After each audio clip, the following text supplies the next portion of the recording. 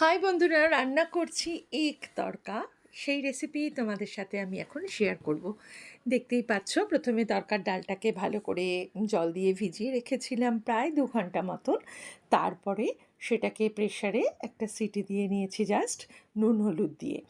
তারপরে কড়াইতে তেল গরম করে, অবশ্যই সর্ষের তেল, তবে তুমি যদি সাদা তেল পছন্দ করো তাতেও করতে পারো। সর্ষের তেলের মধ্যে প্রথমে জিরে, তেজপাতা, শুকনো লঙ্কা ফোড়ন দিয়েছি। তার মধ্যে দিয়েছি কুচনো পেঁয়াজ, টমেটো, কুচনো কাঁচা লঙ্কা, দিয়ে ভালো করে নেড়ে নিয়ে তার মধ্যে দিয়ে দিয়েছি পেঁয়াজ রসুন বাটা।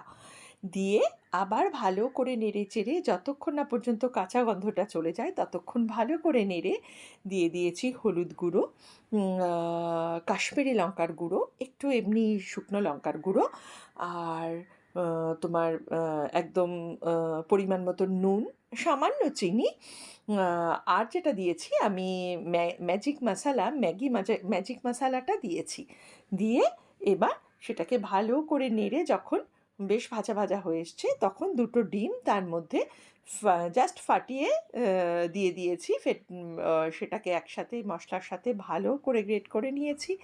নিয়ে যখন ডিমটাও বেশ ভালো মশলার সাথে ভাজা ভাজা হয়ে গেছে, তখন যেই সেদ্ধ করা তরকার ডালটা ছিল সেটাকে ওপর থেকে ঢেলে দিলাম। দিয়ে এবার মশলার সাথে ডালটা ভালো করে নেড়ে চেড়ে ওপর দিয়ে কাসুরি মেথি দিয়ে চাপা ঢাকা দিয়ে দিলাম। হয়ে গেল এগ তড়কা। কেমন হলো জানিও।